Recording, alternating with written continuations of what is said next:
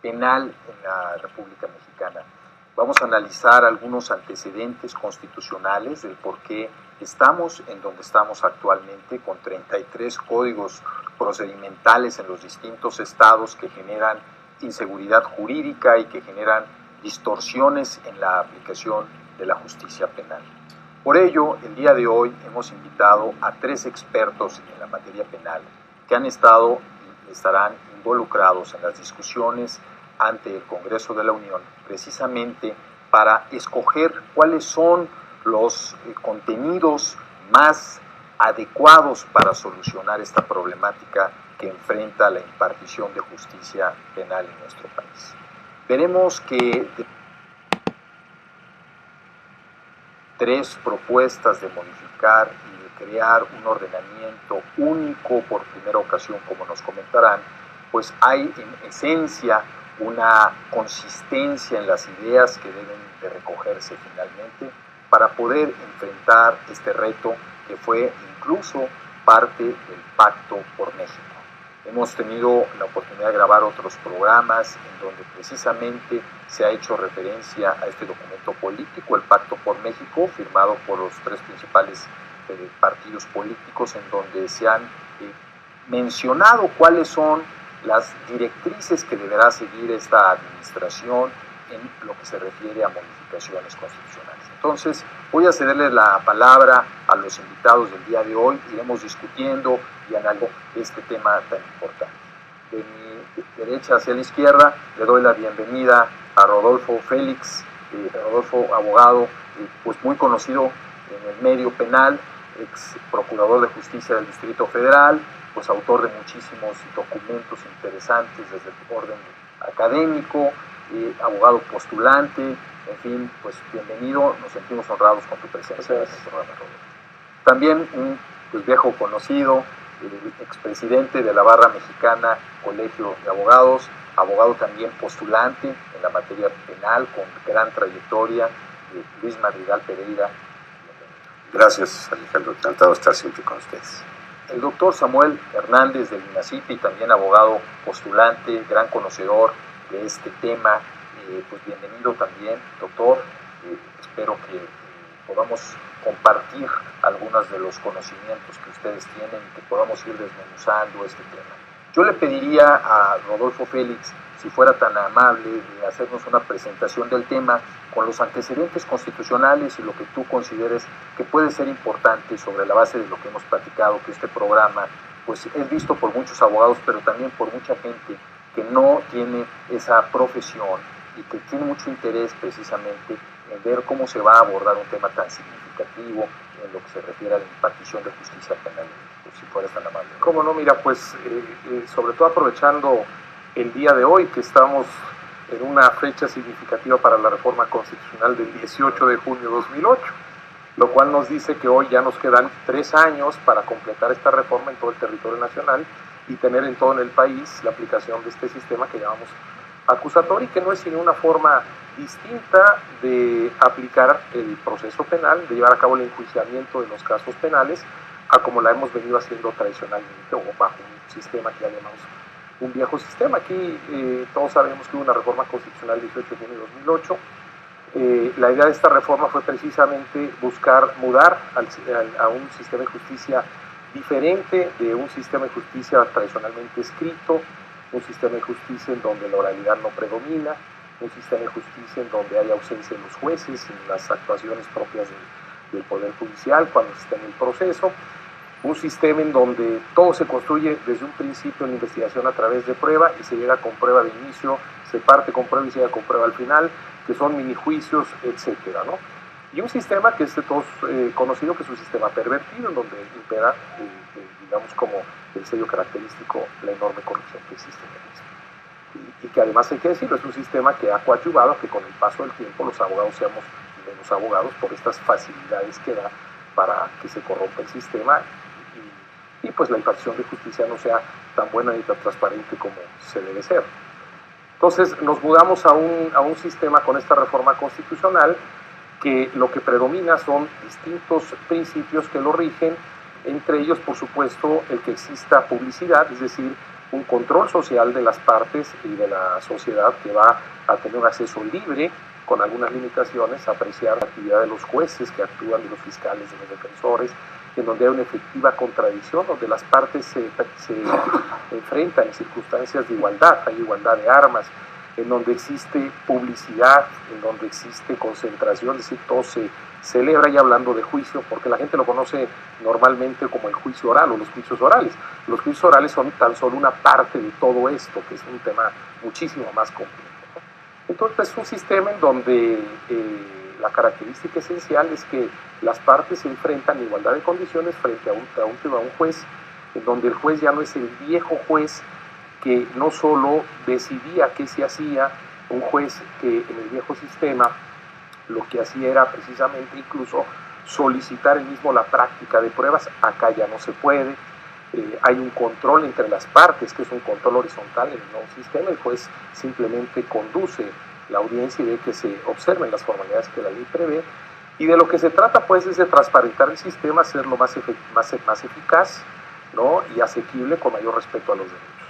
Esto no es una cuestión nueva, es un sistema más antiguo incluso que el viejo que tenemos, de Grecia y Roma nació, pero es el sistema que ha probado mayor eficacia en el mundo, ¿no? Casi todos los países están mudando al mismo, hay una gran reforma en el mundo. Ahorita tenemos este efecto más importante en Latinoamérica, y yo te diría que quedan 2 países prácticamente en Latinoamérica que no han mudado, y ya van para allá. De hecho, Brasil ya va a entrar, y faltaría, me parece, Uruguay, pero prácticamente todos ya estamos en este caso. Ahora, brevemente, porque hay que ceder la palabra aquí a mis colegas, tuvimos esa reforma constitucional. Esta reforma constitucional nos fijó un plazo de hasta 8 años para que estuviera vigente en todo el país. Antes de ese 2008, de la reforma constitucional, hubo trabajos previos de otros estados de la República que empezaron a funcionar con un sistema de este tipo, que fueron Oaxaca y Chihuahua, y algunos trabajos parciales como Nuevo León y el Estado de México. Pero a partir de la reforma de 2008, pues empezaron ya a surgir códigos acusatorios en otros estados de la República. Tenemos hoy 14 entidades federativas con códigos acusatorios, 3 de ellas que aplican en todo su territorio, que son Estado de México, Morelos y Chihuahua. Otros están o por regiones o por delitos, pero va esto creciendo. Sin embargo, el tema central aquí está en que, como acontece con el viejo sistema, y sobre todo por la estructura constitucional en nuestro país, pues cada entidad federativa tenía la facultad para darse su propio código penal, como su propio código de procedimientos penales, al igual que la federación, el federal, ¿no? Y el Distrito Federal, pues el suyo también. Entonces esto nos llevaba a tener una gama de 33 códigos de procedimientos penales. ¿Qué pasó con la reforma que involucra el sistema acusatorio en México? Pues que no pasábamos de ahí, eran cambios de códigos buscando la aplicación del nuevo sistema, pero al fin y al cabo íbamos a 33 códigos también de corte acusatorio. Esto empieza a haber ya modificación, como tú decías de inicio, en el Pacto por México se llegó al acuerdo que tenía que ser un código único de procedimientos penales, ya un código procesal penal. El presidente Peña en su primer discurso lanza esto, y después de una serie de debates que hemos sostenido en el Senado, en la Comisión de Justicia, en los últimos trabajos, de arrancar con la idea de que fuera primero un código federal que se necesita, que era lo que impulsaba el órgano de gobierno encargado de la implementación de la reforma, que es la CETEC, pues se impuso la idea de un código de procesos penales o procesal penal único, y hoy es precisamente la ruta que estamos siguiendo, para que desaparezcan esos 33 ordenamientos y tengamos por primera vez en la historia en este país un único ordenamiento procesal penal que nos va a ayudar mucho y nos va a dar enormes ventajas. Gracias, muy claro. Samuel, ¿cuáles serían básicamente las principales preocupaciones que podrías anotar que se derivan precisamente de estas diferencias en los códigos procesales en las distintas entidades federativas? Bueno, yo creo que hay varias. Una de ellas es que, como bien lo señaló Rodolfo, algunos estados empezaron de una forma totalmente desorganizada, con miedo, contraviniendo algún otro código. Lo que hicieron los estados es que quisieron ser pioneros en esa materia, como pasó el caso de Chihuahua o el de Nuevo León. Empezaron a traer especialistas de distintos lugares del mundo, a que empezaron a hablar sobre distintos temas y empezaron a generar sistemas acusatorios distintos, incongruentes. Inclusive hay puntos en los cuales son discordantes y chocan en algunas situaciones. Yo creo que esto genera una situación de seguridad jurídica, inclusive para los propios gobernados, al tener una certeza de que hay un solo código. Esto beneficia a toda la población y a los propios abogados, porque si no, cada quien iba a estar sacando su propio código y sus propias legislaciones de acuerdo a su leal saber y entender, y como ha pasado en otras legislaciones, como la de ejecución de sentencias, que fue una vacatio legis o una vacación de la ley de 3 años, cada estado está sacando unas distintas regulaciones que no benefician en nada a la población, porque hay unas contradicciones entre unos y otros, algunos lo tienen, algunos no lo aplican, otros realmente es un sistema inquisitivo, porque únicamente se reproduce en vía escrita, se lee en la audiencia de juicio oral, lo cual no produce ningún beneficio para lo que queremos llegar, que es la publicidad, como lo señala Rodolfo. ¿Cuál es la ventaja de esto? Pues, seguridad jurídica para los gobernadores, seguridad jurídica para los propios abogados, y además una congruencia, y además ayudar a los estados a implementar su sistema, porque si bien es cierto que 3 estados lo implementaron, algunos de la mano del CETE, que es el órgano implementador, y algunos otros no, como el Estado de México. Entonces lo que permitía que ninguno tuviera los mismos lineamientos para llevar a cabo su propio código. Entonces estamos generando distintos sistemas de justicia, lo cual iba a llevar a la larga pues, una regresión y una contrarreforma que no sería nada benéfica. Y en este sentido, Luis Madrigal, ¿cuál es el reto que enfrentan los abogados penalistas? Porque pues ya estamos hablando ahora de un sistema acusatorio oral, que pues tradicionalmente a muchos de los abogados se nos formó de una manera muy diferente en la universidad, ya viejos lobos de mar que tenían sus mañas muy arraigadas y que ahora van a tener que migrar a un nuevo sistema acusatorio que va a implicar evidentemente un cambio o una preparación adicional. No sé si nos pudieras platicar cómo ves este tema y qué está haciendo la Barra Mexicana Colegio de Abogados probablemente para auxiliar en la capacitación a los abogados postulantes. Bueno, mira, Alejandro, el reto es enorme, el reto es muy grande, porque no solamente se dotó al sistema mixto que teníamos antes de más oralidad, ya tenía unos aspectos de oralidad, lo recuerdo muy bien, los testigos declaraban de viva voz, etc. Pero el hecho es que por circunstancias poco razonables, el juez se desentendía de las audiencias, quien juzgaba era el secretario del juzgado y luego el proyectista, el juez simplemente firmaba, en fin. ¿Qué implica esto? Bueno, que ahora el abogado tendrá que tener la preparación para en el momento, al instante, poder controvertir la acusación del Ministerio Público. Ya no es ahora ya dijo el Ministerio Público qué quiere, voy a mi despacho, estudio, consulto, busco jurisprudencia y regreso con un escrito en un término de 24, 48, 72 horas, el que sea, a decir esto es lo que la defensa quiere. Ahora tendrá que ser ahí, en ese momento.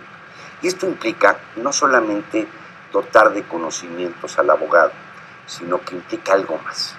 Implica totalmente un cambio de mentalidad, totalmente un sistema absolutamente diferente, porque se habla de juicios orales y se piensa que lo único que podría funcionar es que solamente va a haber más oralidad. No, por ejemplo, te voy a dar un ejemplo. Hoy la policía se va a convertir en un ente investigador realmente. La policía se convierte en el centro de la investigación penal, dirigida por el Ministerio Público, pero la policía va a ser dotada de muchas mayores facultades. Déjanos regresar con ese tema, partimos del tema de la intervención y la función de la policía, porque como sabes tenemos que hacer cortes regulares, vamos a hacer un corte. Amigos, estamos en Háblame Derecho, hablando del Código Procesal Penal para la República Mexicana, con 3 abogados penalistas. Muchas gracias.